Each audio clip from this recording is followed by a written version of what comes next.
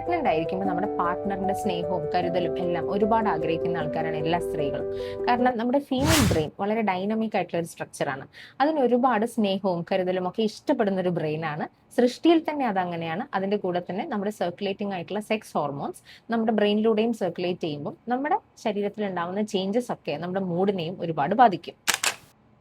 Pregnant ആവാൻ plan ചെയ്യുമ്പോൾ തന്നെ പാർട്ട്നേഴ്സിന് നമ്മൾ ഡിസ്കസ് ചെയ്ത് പ്ലാൻ ചെയ്യാം. അപ്പം നിങ്ങൾക്ക് നിങ്ങളുടെ കരിയർ, പഠിത്തം ഇതെല്ലാം പ്ലാൻ ചെയ്തുകൊണ്ട് വളരെ കംഫർട്ടബിൾ ആയിട്ടുള്ള ഒരു ടൈമിംഗിലേക്ക് പ്രഗ്നൻസി പ്ലാൻ ചെയ്യുക. എല്ലാ ഭൂമിയിലുള്ള സ്ത്രീകളും പ്രസവിക്കുന്നില്ല, ഇവൾക്ക് മാത്രം എന്താണ് പ്രത്യേകത എന്ന് ചിന്തിക്കാതെ കുറച്ച് അവരുടെ പ്രോബ്ലംസ് എന്താണെന്നുള്ളത് മനസ്സിലാക്കുക. ഓരോ സ്ത്രീയുടെയും പ്രഗ്നൻസി ജേർണി ഡിഫറെൻ്റ് ആയിരിക്കും.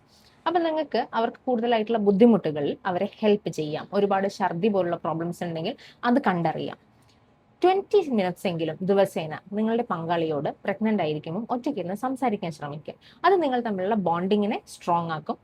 ഫീമെയിൽ ബ്രെയിനിൽ നിന്ന് ഒരുപാട് ഓക്സിറ്റോസിൻ റിലീസ് ചെയ്യും. ഈ ഓക്സിറ്റോസിൻ എന്ന് പറയുന്നത് ഒരു സേഫ്റ്റി ഹോർമോണാണ്. സ്ത്രീക്ക് ഒരുപാട് സേഫ് ആണ് താൻ എന്ന് വിശ്വസിപ്പിക്കുന്ന ഒരു ഹോർമോണാണ് ഓക്സിറ്റോസിൻ. അപ്പോൾ ഇത്രയും കാര്യങ്ങൾ ശ്രദ്ധിക്കാം. അതുപോലെ തന്നെയാണ് prenatal classes, prenatal exercises, prenatal yoga.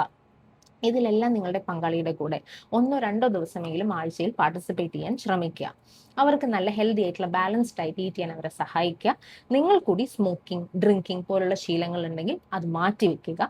ഇതെല്ലാം അവരുടെ പ്രഗ്നൻസി ജേണിയെ സ്മൂത്ത് ആക്കും. ഡെലിവറി സമയത്ത് സ്വന്തം പങ്കാളി കൂടെ നിൽക്കുന്നതിന്റെ ഇമ്പോർട്ടൻസ് ഒരുപാട് ചർച്ച ചെയ്യുന്ന ഒരു കാലഘട്ടമാണിത്, അല്ലെ? ഒരുപാട് സെലിബ്രിറ്റീസും മറ്റുള്ളവരും ഒക്കെ അവരുടെ pregnancy vlogs and videos post ചെയ്യുന്ന ഒരു കാലമായതുകൊണ്ട് ഓൾമോസ്റ്റ് എല്ലാ സ്ത്രീകളും അത് ആഗ്രഹിക്കും. ഫെസിലിറ്റീസ് ഉള്ള ഹോസ്പിറ്റൽസിലാണെങ്കിൽ അതിന് വേണ്ടിയിട്ട് ചോദിക്കുക. അതുപോലെ തന്നെ ഡെലിവറി സമയത്ത് അവർക്ക് പെയിൻ കുറയ്ക്കാനുള്ള മാർഗങ്ങൾ ഡിസ്കസ് ചെയ്യാം. അതുപോലെ തന്നെ പ്രഗ്നൻസി കഴിഞ്ഞിട്ടുള്ള കാലഘട്ടത്തിലും പോസ്റ്റ്പാർട്ടം ഡിപ്രഷൻ അല്ലെങ്കിൽ പോസ്റ്റ്പാർട്ടം ബ്ലൂസ് പോലുള്ള ബുദ്ധിമുട്ടുകൾ സ്ത്രീകൾക്ക് വരാറുണ്ട്. മാക്സിമം മാനസികമായിട്ടുള്ള സപ്പോർട്ട്, കുഞ്ഞിനെ കുറച്ച് സമയം നോക്കുക, അവർക്ക് ബ്രസ്റ്റ് ഫീഡിങ്ങിനെ ഹെൽപ്പ് ചെയ്യുക, ഇതെല്ലാം ചെയ്യുന്നതോടുകൂടി നിങ്ങളുടെ പ്രഗ്നൻസി ആൻഡ് പോസ്റ്റ്പാർട്ടം ജേർണി വളരെ ബ്യൂട്ടിഫുൾ ആയിരിക്കും.